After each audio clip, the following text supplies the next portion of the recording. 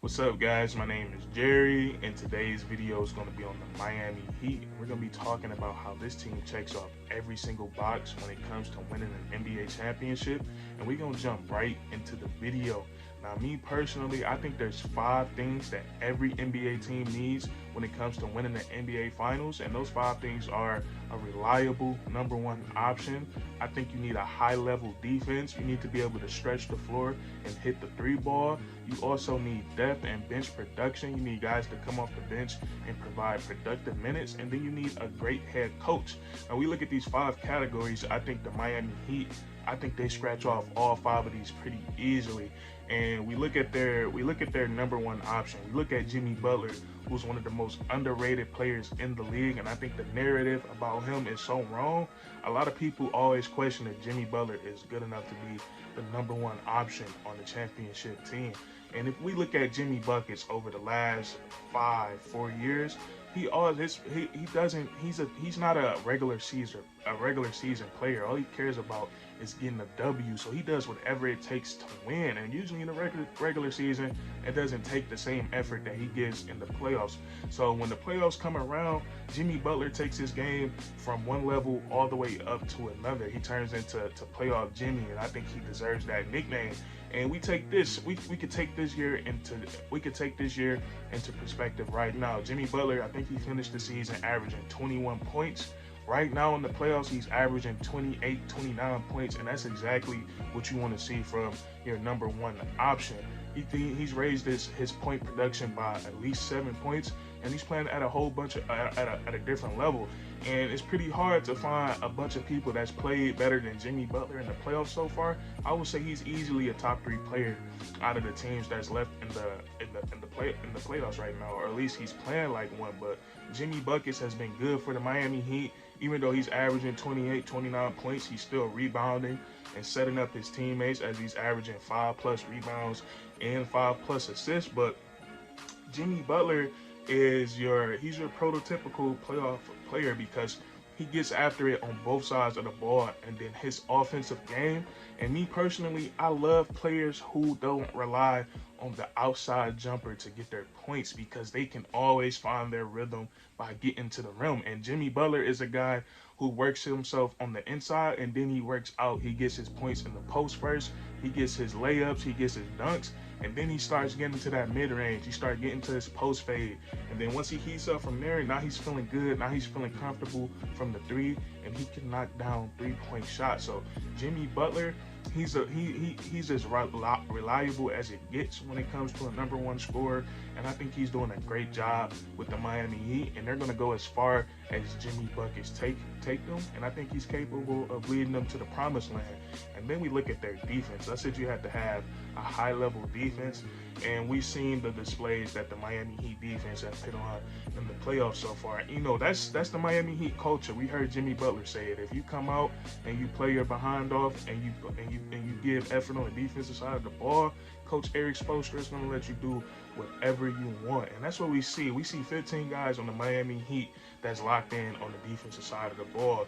And I think what makes their defense so high level, even though that Bam Adebayo is a great rim protector, but he's also a great perimeter defender. So when you have the Miami Heat I think they have 3 outstanding perimeter defenders, and I'll throw Kyle Lowry in there when he comes back fully healthy. But with PJ Tucker, Jimmy Butler, and Bam Adebayo, I think those 3 guys make the Miami Heat defense so scary because we look at when you put it into simple terms, they have 3 guys that can lock you up on the perimeter. So last night when we seen them in the closeout game against the 76ers, we seen PJ Tucker face guarding James Harden the whole game, picking him up 96 feet. So when you got PJ Tucker doing that, and then I can throw Jimmy Butler on Tyrese Maxey, or I can throw him on Tobias Harris, it just causes a lot of problems because you got elite defenders on all your best perimeter players. So it makes it so hard. And then Bam Adebayo, he might be undersized, but he's so athletic and he's so bouncy and he's just so smart as a defender that he can hang with most bigs. And when he can't hang with a big, Erik Spoelstra, he's a great coach. He sends the double team at the right time, and he just makes life very hard. We've seen Joel Embiid have a very rough shooting night.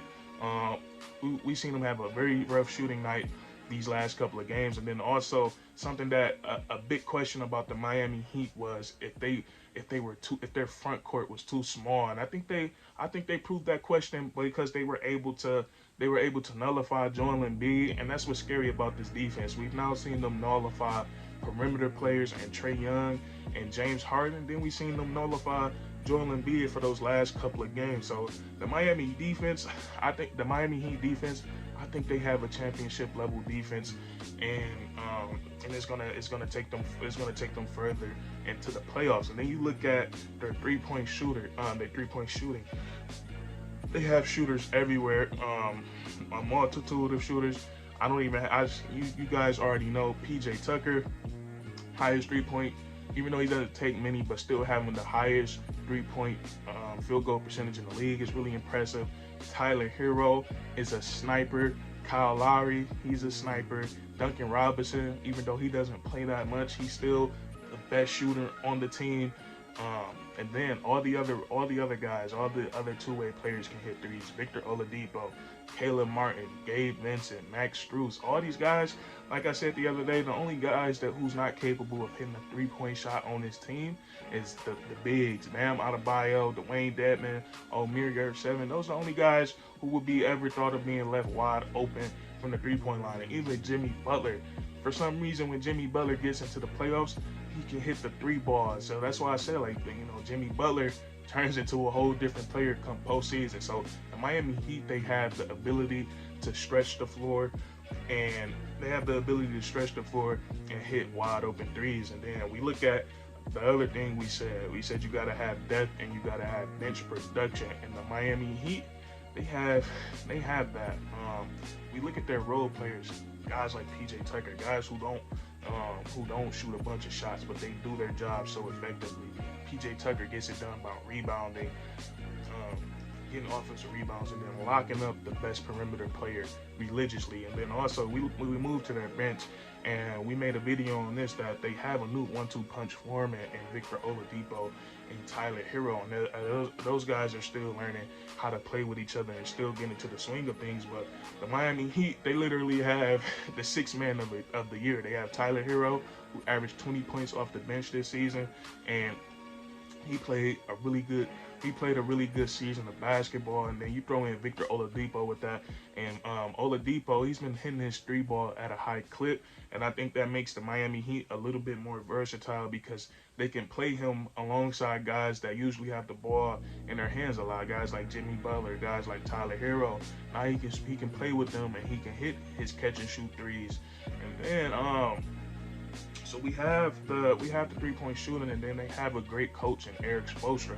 And I think these two things are kind of like the same thing, same team, same thing, overcoming adversity. I think that comes with the head coach at first. And I think the Miami Heat, I think they did a great job of that this season. They went through the injury bug, hit them pretty hard, also with the COVID bug. And a lot of people don't know, like Bam Adebayo, Jimmy Butler, and Kyle Lowry, they missed a combined, I believe it was 40 plus games without having at least one of those guys. It could be very tough. And the Miami Heat still found a way to finish #1 in the Eastern Conference. So I think that says a lot about Coach Erik Spoelstra. And then we already know that Coach Erik Spoelstra can coach. We've seen him win championships before. We've seen him get to the finals a couple of years ago. And he's just a very solid coach that puts that Miami Heat culture into full effect. But the Miami Heat, they check off all 5 boxes, and they're looking really good. They're waiting for their opponent in the Eastern Conference Finals. And that's going to be it for this video. If you enjoyed, leave a like, comment down below if you think the Miami Heat is championship ready, and then subscribe for more weekly content. We do this all the time, and that's curtains.